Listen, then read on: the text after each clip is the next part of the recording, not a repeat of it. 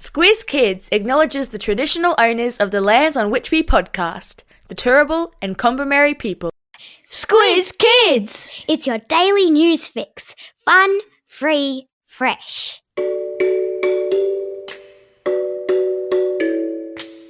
Hello and welcome to Squiz Kids Today, your fresh take on what's happening in the world around you. I'm Bryce Corbett. It's Monday, May 11. In Squiz Kids Today, Minions and Lego in meme warfare, Venice's arty toilets, UFO files released, and David Attenborough honoured with a wasp. That's what's making news, kid style. The Lowdown. How good is the Lego movie? And the Lego Batman movie? And what about Minions and Despicable Me?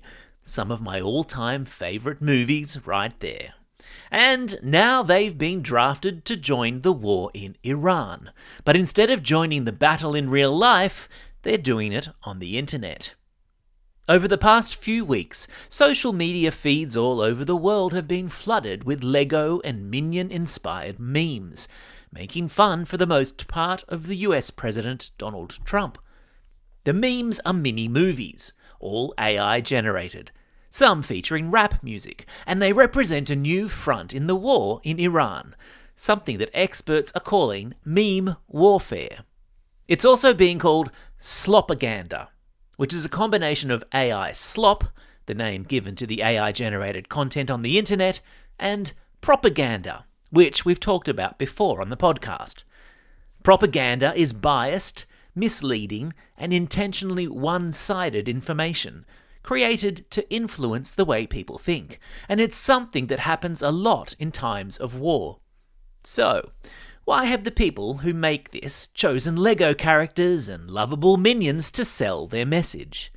Precisely because they are so widely loved. So, automatically, you're going to listen to what they have to say.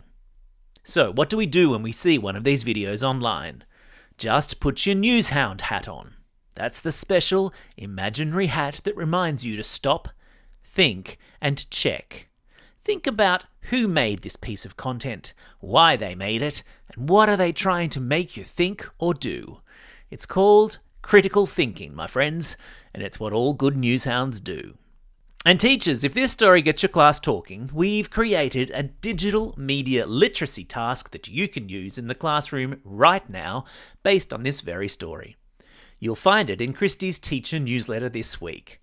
And if you're not subscribed yet, honestly, what are you waiting for? Christie's newsletter is packed every week with classroom-ready activities, conversation starters, teaching ideas, and links to all the best Squiz Kids content. Just head to the homepage of the Squiz Kids website where you can find this week's offering and sign up to all weeks going forward so you don't miss a thing. And while we're on the topic of digital media literacy, make sure to keep an ear out later in the year too, because Newshounds is getting a makeover, with brand new lessons on topics just like this one, to help kids become even sharper digital detectives online. And yes, you can thank me later.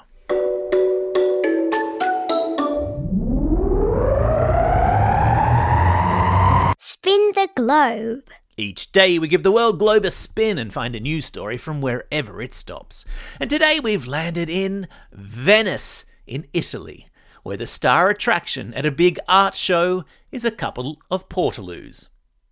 The Venice Biennale is a famous art show with countries all over the world sending an artist to showcase something truly avant-garde, which is a French expression meaning something that is ahead of its time, or some would perhaps say something that's completely weird. But hey, art is in the eye of the beholder. This year's Biennale has crowds queuing to get into the Austrian pavilion, where you can do a wee in a portaloo, and your wee is then passed through a bunch of filters, turned into fresh water, before dribbling into a large glass tank with a naked woman floating in scuba gear. See? I told you it was weird. I mean, avant-garde. Australia has a pavilion too at the Biennale, and we're represented there by Aussie artist Khaled Subsabi, who has painted 8 massive, colourful canvases onto which he's projecting images, which is all a bit tame compared to the portaloos.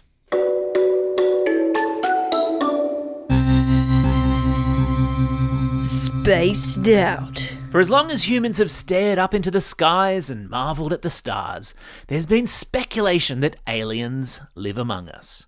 The idea that somewhere out there in the vast expanse of the universe, there are other galaxies with other life forms, some of which may have even visited us down here on Earth. It's a theory that got a big boost on Friday when the United States government released top-secret files on UFOs, or unidentified flying objects. The files document sightings by jet fighter pilots of unexplained flashing lights in the high atmosphere, and reports from astronauts who have visited the moon of unexplained phenomena far out in space. No actual aliens or recognisable spaceships in any of the documents that have been released, but still, I've seen Guardians of the Galaxy, and I've watched Megamind and Star Wars and E.T. Surely they can't all be wrong.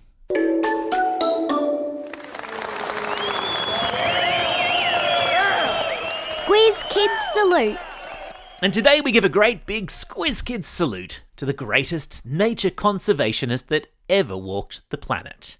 I'm talking about David Attenborough, the English documentary maker who turned 100 last week after a lifetime of making the most fascinating documentaries about our marvellous planet and the wonderful animals and plants that thrive on it. The remarkable Mr. Attenborough was celebrated over the weekend, with well-wishes sent in from fans all over the world.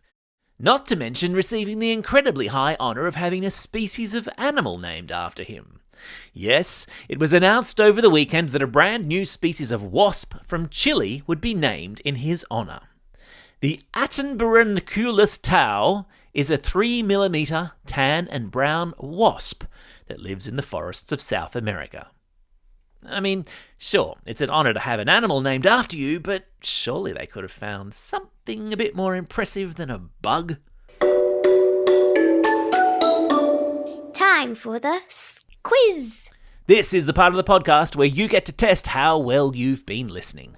Question number 1, starting with S. What is the name given to AI-generated content that flourishes during wars to influence the way people think? Did you say slopaganda? Well done to you. Question number 2. What do the letters UFO stand for? Well done if you said unidentified flying object. Question number 3. What strange object has become the focus of a whole lot of attention at this year's Biennale? Yep, that's right. It's a toilet. I'll also accept Portaloo or Dunny.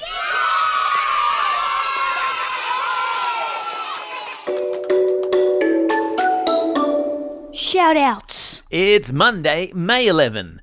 Today is the day before the federal budget, which is an important day when the government decides how it's going to spend all of the money that it collects in taxes. It's also a special day today for these Squiz Kids celebrating a birthday today and tomorrow. Kane from Paraburdoo, Lily from Chermside West, Annabelle from Northcote, Ted from Gunnedah, Edie from Exeter, Elvie from West Albury, Eloise from Belmont, Mac from Guanong, Eleanor from Upper Kedron, Lily from Yarrawonga, Lavi from Chatswood, Leo from Warrnambool, Marvy from Middleton Grange, and Antoine, who's listening all the way over there in Christchurch, New Zealand.